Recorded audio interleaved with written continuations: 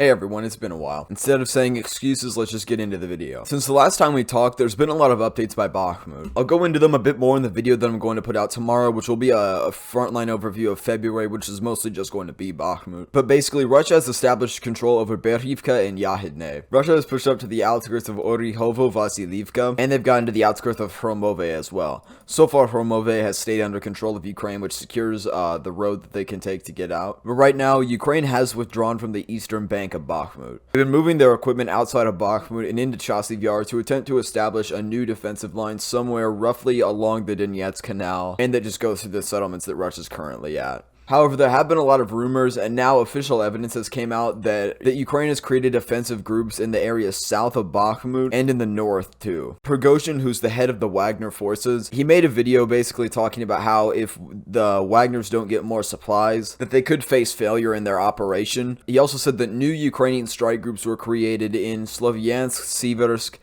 Kostiantynivka, and in the areas outside of Bakhmut. This also lines up with Russia attacking Rozdolivka, which is a pretty unimportant part of the front line right now that is under responsibility of the Wagner forces. The Wagner troops need all of their resources to go into Berivka, and attacking a settlement up north by Siversk, which has been fortified, that will have new Ukrainian strike groups going into it seems off. The goal of the punch up north is likely to attack into Yakovlivka. If I pull up the topographic map, which admittedly is pretty busted, I don't like it. Vesele, which is under Ukrainian control, is a little bit of a low point in between the two hills, and Ukraine controls hills on the other side, and Yakovlivka has some hills above it as well. If we look at the satellite map there, it's basically just fields in between the two areas, which is going to constrict a counterattack because of the mud and the rainy season that's going on right now. However, if Ukraine is able to establish control over the hill north of Yakovlivka, this is going to give them a very advantageous position to attack the city from. Ukraine's goal is to widen the front line as much as possible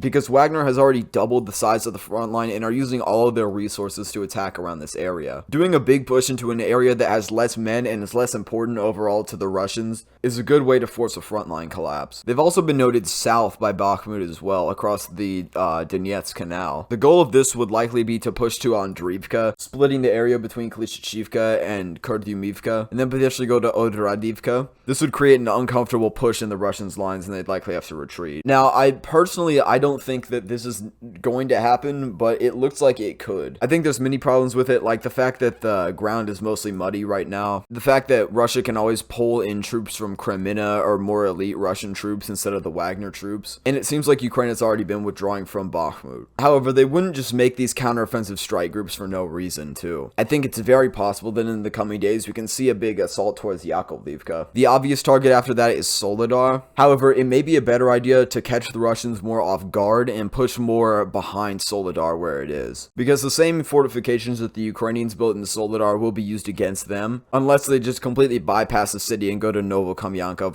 Volodymyrivka, and Tripilia. Being extremely optimistic, I think this is probably the best result that we'd get, and I'm still skeptical that this is going to happen in the first place. However, I feel like if Ukraine was planning to withdraw from Bakhmut, they would have done it already by now. They would have done it right after Yahidne and Berivka fell, but this is pretty strange, and it does add up because they push the front line back to the river, and for rivers you typically need less troops to maintain that, and it seems like they've reallocated them up north by Yakovlivka and down by Klishchivka. This line that I drew is very optimistic, and I definitely don't think that this is going to happen. But I think we could see some sort of counterattack, and if we do, then that's going to be very interesting. And if it does have success, that's going to be one of the most successful operations of this war. Ukraine will completely benefit from the internal struggles inside of Russia, with the Wagner leader Prigozhin wanting to become the next defense minister, and with the current defense minister not sending him the supplies that he needs to adequately do his operation. So we'll just see what happens, and I'll see you guys later tomorrow with another video, and I'm not going to be gone for 10 days like I was last time.